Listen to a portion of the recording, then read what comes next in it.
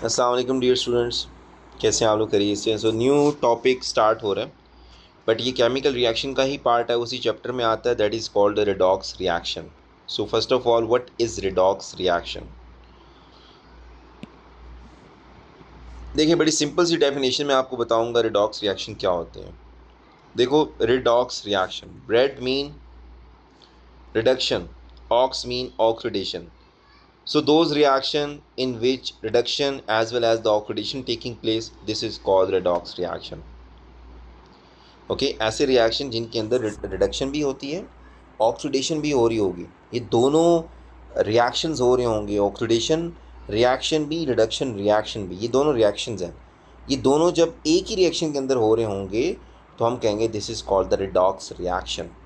Okay, redox reaction. बाकी क्या होता है एक्सप्लेन करूँगा अभी, एग्जाम्पल के साथ बताऊँगा, लेकिन फिर भी एक जनरल एग्जाम्पल की तरफ ले लेते हैं। Let's say A plus B is going to be react, it's produce C plus D. ये एक रिएक्शन है। मैं कहता हूँ कि जो A सब्सटेंस है, A substance is going to be oxidized and B substance is going to be reduced. Okay, मतलब A सब्सटेंस की ऑक्सीडेशन हो रही है, B की रिडक्शन हो रही है। तो एक ही रिएक्शन के अंदर दो रिएक्टेंट्स हैं, उनकी ऑक्सीडेशन भी हो रही है और रिडक्शन भी हो रही है, तो हम इस रिएक्शन को रिडॉक्स रिएक्शन कह सकते हैं।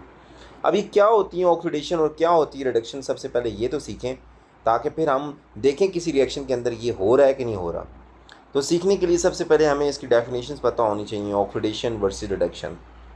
तो look over here, redox reaction में ऑक्सीडेशन की डेफिनेशन क्या होती है, रिडक्शन की क्या होती है। देखो सिंपल है, ऑक्सीडेशन की अगर याद कर लो तो रिडक्शन की भी याद हो जाएंगी। कैसे? Oxidation is a loss of electron, एक डेफिनेशन है, it's a loss of electron. कोई भी सब्सटेंस अगर इलेक्ट्रॉन लूज़ करता है तो हम कहते हैं कि वो ऑक्सीडाइज हो रहा है। ओके, कोई भी सब्सटेंस अगर इलेक्ट्रॉन लूज़ करता है तो मैं वो ऑक्सीडाइज हो रहा है। लाइक फॉर एग्जांपल, अगर मैं इसकी छोटी सी एग्जांपल यहाँ पे बनाने की कोशिश करूँ तो मैं यहाँ पे कह सकता हूँ कि लेट्स से सोडियम है, कोई ये मेटल है, मेटल ने अपना इलेक्ट्रॉन लूज़ किया। जब कोई भी सब्सटेंस अपना इलेक्ट्रॉन लूज़ करता है तो उसके ऊपर पॉजिटिव चार्ज आता है। ओके, जब भी लॉस ऑफ इलेक्ट्रॉन होता है तो पॉजिटिव चार्ज। अब इसने कितने इलेक्ट्रॉन लूज़ किए? इसने एक ही इलेक्ट्रॉन लूज़ किया, सो इसीलिए इसके साथ 1 लिखो या ना लिखो मसला नहीं है। लेकिन अगर लेट्स से आपके पास मैग्नीशियम होता Mg, ये भी इलेक्ट्रॉन लूज़ किया इसने, तो इसके ऊपर भी पॉजिटिव ही चार्ज आएगा। ठीक है, लेकिन इसने कितने इलेक्ट्रॉन लूज़ किए? 2। तो ये नंबर जो होता है ना, ये बता रहा होता है कि हाउ मैनी इलेक्ट्रॉन्स, और पॉजिटिव साइन बता रहा होता है it's a loss of electron. ठीक है, इसने इलेक्ट्रॉन लूज़ किए, तो हम यहाँ पे लिख सकते हैं +2 इलेक्ट्रॉन। तो देख लो, सोडियम की ऑक्सीडेशन हो रही है, मैग्नीशियम की भी ऑक्सीडेशन हो रही है, क्योंकि लॉस ऑफ इलेक्ट्रॉन कर रहे हैं। भयानक चीज़ें। नेक्स्ट देखते हैं कि गेन ऑफ ऑक्सीजन का क्या मतलब होता है। देखो, लेट्स से आपके पास कोई कार्बन है, जब इसको आप ऑक्सीजन दोगे तो कार्बन ने ऑक्सीजन को ले लिया और कार्बन डाइऑक्साइड बना लिया, तो it's a gain of oxygen, oxygen ले लिया, गेन कर लिया। सो इसको भी ऑक्सीडेशन कहेंगे कि कार्बन की ऑक्सीडेशन हो चुकी है। It's a loss of hydrogen. ठीक है, it's a loss of hydrogen को देखते हैं कि लॉस ऑफ हाइड्रोजन क्या चीज़ है। देखें, अगर आपके पास सपोज करें you have a let's say CH4 for example. ठीक है, अभी मैं ये तो ना जस्ट आपको हिंट दे रहा हूँ, ये भी रिएक्शन नहीं है प्रॉपर। इसमें से मैं कार्बन को अलग कर रहा हूँ और हाइड्रोजन्स को अलग कर रहा हूँ। तो अगर आप यहाँ पे देखो, पहले कार्बन के साथ 4 हाइड्रोजन थे, अब प्रोडक्ट में कार्बन के पास एक भी hydrogen, it's a loss of hydrogen. So this is called oxidation, ये भी इसकी ऑक्सीडेशन हुई है। ठीक है, इंक्रीज इन ऑक्सीडेशन नंबर क्या होता है? ठीक है, ये मैं आप लोगों को चलो अभी फ़िलहाल बता देता हूँ। लेट्स से आपके पास एक चीज़ है आयरन +2, और दूसरी तरफ है आयरन +3। आप देखो, पहले आयरन के ऊपर +2 चार्ज था और अब आयरन के ऊपर +3 चार्ज है। तो यहाँ से यहाँ जाओ तो +2 से +3 एक नंबर इंक्रीज़ हुआ। So this is called increase in oxidation number. What is oxidation number? Oxidation number आपके पास कोई भी एक नंबर होता है, ठीक है, कोई भी न्यूमरल होता है बेसिकली, जो आपके किसी एटम के ऊपर होता है। ठीक है, किसी एटम के ऊपर होगा, आयन की, जैसे ये आयरन आयन है, एक आयरन +2, इसके ऊपर ये +2 जो नंबर है, this is called the oxidation number. यहाँ तक चीज़ें क्लियर है बच्चों? द सेम डेफिनेशन में रिडक्शन की अगर आप ऑक्सीडेशन की याद कर लो तो रिडक्शन में आपने सिर्फ चेंज करना है। यहाँ पे लॉस लिखा हुआ था वहाँ गेन कर दो, यहाँ गेन लिखा हुआ था वहाँ लॉस कर दो, यहाँ लॉस लिखा हुआ था वहाँ गेन कर दो, यहाँ इंक्रीज़ लिखा हुआ था वहाँ डिक्रीज़ कर दो। सिंपल, मेरा पॉइंट समझ आ रहा है? और इन्हीं इक्वेशन को लेट से अगर आप रिवर्स करके अंडरस्टैंड कर लो तो आपको ये समझ आ जाएगा कि ये रिडक्शन की एग्जांपल्स हैं, इन्हीं एग्जांपल्स को जो मैंने राइट साइड पे दिए हैं। तो इट्स अ जस्ट रिलेट कि आप रिलेट करना सीखो कि ऑक्सीडेशन की डेफिनेशन अगर याद हो जाती है, ये 4 डेफिनेशन है ऑक्सीडेशन की, तो रिडक्शन की ऑटोमेटिकली आपको आ जाएंगी। यहाँ तक चीज़ें क्लियर हैं बच्चों? तो ये अगर किसी भी सब्सटेंस के अंदर ये वाली चीज़ें हो रही होंगी इनमें से कोई भी एक, तो हम कहेंगे ऑक्सीडेशन हो रही है, और अगर दूसरी तरफ अगर कुछ हो रहा होगा तो हम कहेंगे रिडक्शन हो रही है। एक एग्जांपल को लेके चलते हैं, क्या है जी, ऑक्सीडेशन नंबर के हवाले से है। वो कहते हैं कि state the oxidation number of the transition metal ion in silver 1 chloride. वो कहता है कि आपके पास ये कंपाउंड है, इसमें मेटल आयन की ऑक्सीडेशन नंबर क्या होगी?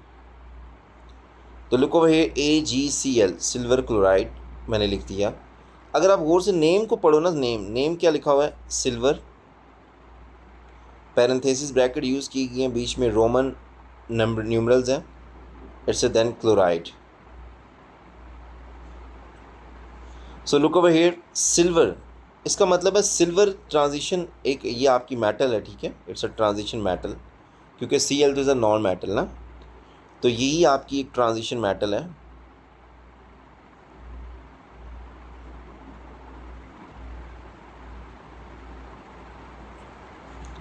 तो इसके ऊपर क्या चार्ज है? याद रखिए जब नेम आप गौर से पढ़ोगे, नेम के साथ जो नंबर लिखा होता है ना, ये इसके चार्ज है। तो हम लिख सकते हैं Ag के ऊपर +1 चार्ज होगा, सिंपल। और मेटल्स जो होती है ना, हमेशा उसके ऊपर प्लस चार्ज ही होता है हमेशा, क्योंकि वो इलेक्ट्रॉन लूज ही करती हैं। ये पॉइंट क्लियर है? तो आपका सबसे पहले ऑक्सीडेशन नंबर क्या हुआ transition metal of silver ion के ऊपर? सब +1 Ag के ऊपर। अब वो कहते हैं name including the Roman numeral and the compound with the formula is cobalt chloride. Okay, वो कहता है जी आपके पास ये एक है cobalt, okay, and then Cl2, it's a cobalt chloride. वो कहता है इसका नेम लिखना है आपने, उसके अंदर इंक्लूडिंग रोमन न्यूमरल्स वो भी डालने हैं। कैसे? सबसे पहले तो हमें ये पता है कि ये जो एलिमेंट होता है, ये जो एलिमेंट होता है इसको कहते हैं कोबाल्ट,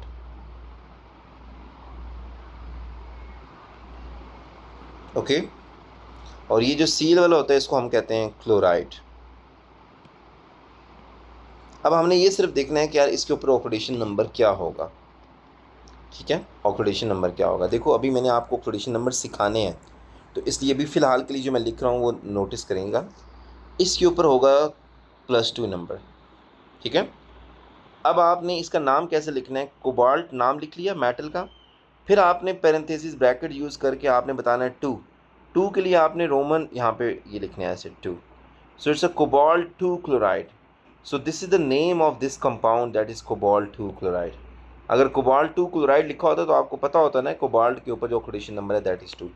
अब ये ऑक्सीडेशन नंबर कैसे निकालते हैं ये मैं आपको सिखाने वाला हूँ, ठीक है, नेक्स्ट इस टॉपिक में ही, सो डोंट वरी, ठीक है। कोबाल्ट 2 क्लोराइड, बस आपको ये आइडिया वैसे देना था, एक नेम कि कंपाउंड्स के जो आपके पास होते हैं ना कुछ ऐसे कंपाउंड्स जिनमें ऑक्सीडेशन नंबर को यूज़ करके नेम किया जाता है, तो आपको पता हो कि ये जो बीच में पैरेंथेसिस ब्रैकेट के साथ लिख रही है ये सब basically oxidation number of metal ion, okay. और मैं आपको सिखाऊंगा, डोंट वरी। ये देखो कि what is the redox reaction, redox reaction क्या होता है? अगर आप गौर से इस डेफिनेशन को गौर से देखें, यहाँ पे जिंक ऑक्साइड आपको नज़र आ रहा है और यहाँ पे जिंक नज़र आ रहा है, हम इन दोनों का कंपैरिजन करने वाले हैं। यहाँ पे कार्बन नज़र आ रही है आपको और यहाँ पे कार्बन डाइऑक्साइड, हम इन दोनों का कंपैरिजन करने वाले हैं। ये आपने इन टर्म ऑफ ऑक्सीजन बताना है मुझे। सबसे पहले जिंक के पास ऑक्सीजन था लेकिन प्रोडक्ट में जिंक के पास ऑक्सीजन नहीं है, तो हम इसको कह सकते हैं it's a loss of oxygen.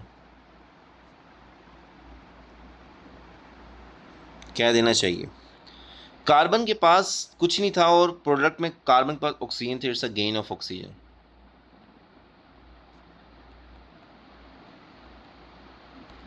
So loss of oxygen की डेफिनेशन क्या थी? जो सब्सटेंस ऑक्सीजन लूज करेगा हम उसको क्या कहते थे?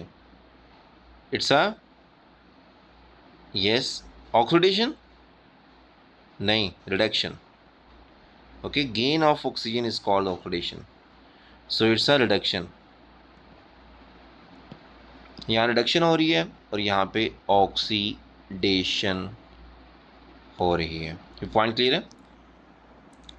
तो कार्बन की ऑक्सीडेशन हो रही है और carbon is going to be oxidise and zinc is going to be reduced. Okay, zinc is going to be reduced. तो आप यहाँ पे क्या लिखोगे? कार्बन जो होगा वो ऑक्सीडाइज्ड हो रहा है और जिंक जो हो रहा है वो रिड्यूस्ड हो रहा है. अब याद रखिएगा, ये तो ठीक है, ये तो आपने बता दिया कि ये एक छोटा सा पॉइंट और ऐड करिएगा, जिसकी जहाँ रिडक्शन हो रही होगी इसी का इन्वर्स सोचने वाला हूँ. जो रिडक्शन हो रही होगी हम इसी के साथ लिख देंगे कि ये एक ऑक्सीडाइजिंग एजेंट होगा. ऑक्सीडाइजिंग एजेंट मतलब कि ये रिडक्शन किसकी हो रही थी? जिंक ऑक्साइड की. तो ये जो पूरा एजेंट है मैं यहाँ पे लिखने वाला हूँ, zinc oxide is oxidizing agent. तो यहाँ से एजेंट का भी कॉन्सेप्ट सीख लीजिएगा. जहाँ पे रिडक्शन हो रही होगी वो वाली चीज़ें ऑक्सीडाइजिंग एजेंट होंगी, और वो देखो कार्बन की ऑक्सीडेशन हो रही होगी तो इसको हम रिड्यूसिंग एजेंट कह सकते हैं. ठीक है, एजेंट रिड्यूसिंग एजेंट में और ऑक्सीडेशन में फ़र्क होता है. रिड्यूसिंग एजेंट में और सिर्फ रिडक्शन में फ़र्क होगा. ठीक है, अब मैं इसको कह देता हूँ carbon is a reducing agent. ये पॉइंट क्लियर है? जिंक ऑक्साइड एक आपके पास ऑक्सीडाइजिंग एजेंट हुआ और carbon is the reducing agent हुआ. अब देखो इस एजेंट की डेफिनेशन क्या होती है. एजेंट जैसे ट्रैवलिंग एजेंट नहीं होता. ट्रैवलिंग एजेंट का काम क्या होता है? जिसके पीछे हम जो लगा देंगे उसका काम वही होगा. ट्रैवलिंग एजेंट का काम यही है कि भाई वो कि आपको कहीं ट्रैवलिंग पे भेज सकता है.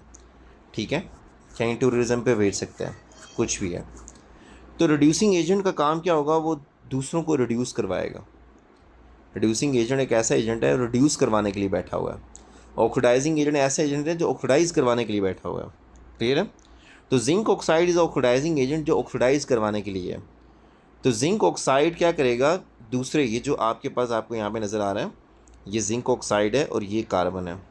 जिंक ऑक्साइड अगर एक खुद ऑक्सीडाइजिंग एजेंट है तो इसका काम क्या होगा कि ये कार्बन को ऑक्सीडाइज करवाएगा. तो यस, कार्बन ऑक्सीडाइज हो रही है, कार्बन ऑक्सीजन गेन कर रही है, तो इसका ऑक्सीडेशन इज इट. तो कार्बन क्या है? कार्बन खुद एक रिड्यूसिंग एजेंट है. रिड्यूसिंग एजेंट का काम होता है दूसरों को रिड्यूस करवाना. यस, कार्बन इसको रिड्यूस करवाता है जिंक ऑक्साइड से, जिंक में भेज रहा है, लॉस ऑफ ऑक्सीजन रिडक्शन करवा रहा है इसकी. यस, तो डेफिनेशन सुन लो बच्चों, लिख लो कहीं पे. ऑक्सीडाइजिंग एजेंट या रिड्यूसिंग एजेंट क्या होता है? ऑक्सीडाइजिंग एजेंट वो एजेंट होता है जो दूसरे सब्सटेंस को, जैसे कि zinc oxide is oxidizing agent, जो दूसरे सब्सटेंस को लाइक कार्बन को उसने क्या किया? ऑक्सीडाइज करवाया. Oxidizing agent oxidize other substance and itself get reduced. वो खुद रिड्यूस हो जाता है. ये बड़े मज़े की चीज़ें हैं. ठीक है, ये बिल्कुल एक दो पॉइंट्स हैं, इसमें कुछ भी नहीं है. ऑक्सीडाइजिंग एजेंट दूसरों को ऑक्सीडाइज करेगा, खुद रिड्यूस हो जाएगा. रिड्यूसिंग एजेंट दूसरों को रिड्यूस करेगा, खुद ऑक्सीडाइज हो जाएगा. ओके, और आपको वैसे भी पता है ऑक्सीडेशन और रिडक्शन कैसे देखते हैं. यहाँ तक चीज़ें क्लियर हैं? ओके, अब ये पूरा रिएक्शन है, ये पूरा रिएक्शन है जिसके अंदर ऑक्सीडाइजिंग एजेंट भी है, रिड्यूसिंग एजेंट भी है, इसके अंदर ऑक्सीडेशन भी हो रही है, रिडक्शन भी हो रही है. हम इस रिएक्शन को रिडॉक्स रिएक्शन कहेंगे. हमेशा याद रखिएगा बच्चों, कोई भी रिएक्शन है ना, रिडॉक्स रिएक्शन, उसके अंदर ये दोनों एजेंट होंगे तभी तो रिडॉक्स रिएक्शन बनेगा. एक तरफ ऑक्सीडाइजिंग एजेंट होगा, दूसरी तरफ रिड्यूसिंग एजेंट होगा, वो दोनों आपस में रिएक्ट करते हैं. ठीक है, तो ये ऑक्सीडेशन रिडक्शन जो है ना, ये एक प्रोसेस है कि एक चीज़ का ऑक्सीडाइज होना, दूसरी चीज़ का रिड्यूस होना, एक प्रोसेस है. लेकिन एजेंट यही हैं, तो दो एजेंट आएंगे तभी ये रिडॉक्स रिएक्शन होगा. एक एग्जांपल और देखें. Explaining which chemical that are reduced and oxidize in this reaction between iron 3 oxide and carbon. जल्दी से बच्चों, बहुत आसान है, वही सेम वही काम आप लोगों ने करना है, चेक करना है। ऑक्सीजन के लिहाज से आप बात कर रहे हैं, अभी तक ऑक्सीजन के लिहाज से बात चल रही है, सो दैट्स वाई। ये देख लो आयरन ऑक्साइड, आप यहाँ पे देखो ना Fe वाला चीज़ चल रही है, यहाँ पे भी Fe है, इन दोनों को रिलेट कर लिया करो ऐसे। यहाँ पे कार्बन मोनोऑक्साइड और वो कार्बन डाइऑक्साइड, इन दोनों को रिलेट कर लिया करो। अब देखा करो क्या हो रहा है। पहले Fe2O3 था, 3 ऑक्सीजन थे, उधर वो नहीं है, तो यहाँ पे लॉस ऑफ ऑक्सीजन हो गया, हुआ ना। ऊपर क्या हुआ, कार्बन के साथ 1 ऑक्सीजन था, वहाँ पे अब 2 हो गए, कार्बन डाइऑक्साइड, तो यहाँ पे गेन ऑफ ऑक्सीजन हुआ। अब जल्दी से बताओ, जहाँ पे गेन ऑफ ऑक्सीजन होता है उसको क्या कहते हैं, उसकी डेफिनेशन क्या होती है? It's oxidation, yes.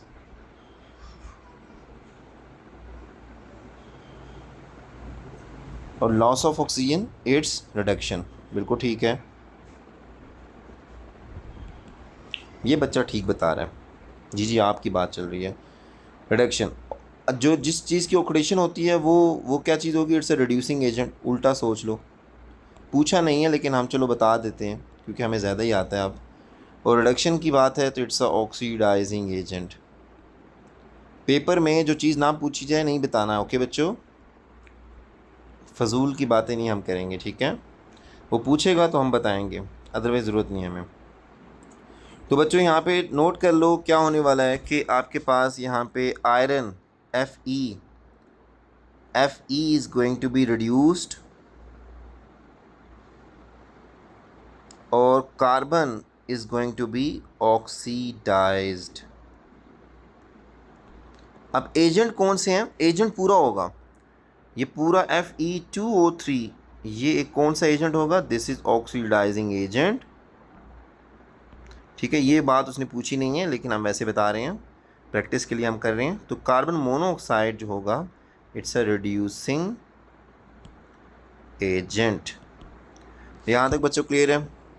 यहाँ तक क्लियर है तो इंशाल्लाह नेक्स्ट क्लास के अंदर हम लोग सीखेंगे ऑक्सीडेशन नंबर्स, कैसे ऑक्सीडेशन नंबर किसी चीज़ के ऊपर असाइन किया जा सकता है, उसको सीखेंगे, उसके कुछ रूल्स होंगे, वो इंशाल्लाह नेक्स्ट क्लास में देखते हैं। तब तक के लिए अल्लाह हाफिज़।